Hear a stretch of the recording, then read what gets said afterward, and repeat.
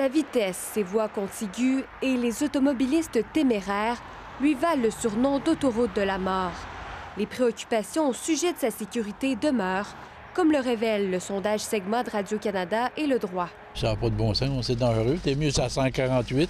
Je la sens pas sécuritaire le soir. Surtout l'hiver, là, quand la chaussée est mal déneigée. On peut pas dépasser n'importe quand, fait que les gens sont impatients.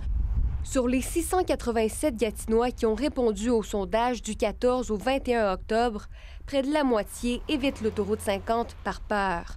À noter que ce sondage a une marge d'erreur de plus ou moins 3,7 %, 19 fois sur 20. Je suis de ceux qui craignent, moi aussi, l'autoroute. Ce que tout le monde redoute, ce sont les accidents mortels. Selon une demande d'accès à l'information, le ministère des Transports a recensé une cinquantaine d'accidents graves entre 2013 et 2024 sur le tronçon de Tursault à Mirabel. Et près de la moitié se sont avérés mortels. Actuellement, les taux de mortalité démontrent clairement là, que ça n'a aucun sens de poursuivre comme ça. Selon le MTQ, une glissière de sécurité aurait réduit la gravité de la majorité des collisions au moment de l'accident. Quant au cabinet du ministre des Transports, plusieurs actions ont été réalisées pour rendre l'autoroute 50 plus sécuritaire, comme l'installation de glissières de sécurité. En plus, il y a toujours les travaux d'élargissement qui sont sur pause dû à un manque de financement.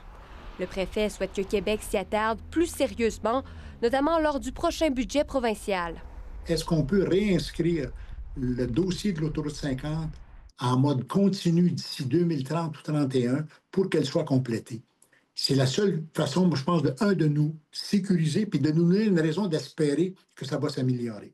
Par écrit, le cabinet du ministre des Transports nous indique qu'il a l'intention de poursuivre les travaux d'élargissement de l'autoroute 50 et que ça se fera étape par étape. Ici Charlotte Tremblay, Radio-Canada, Gatineau.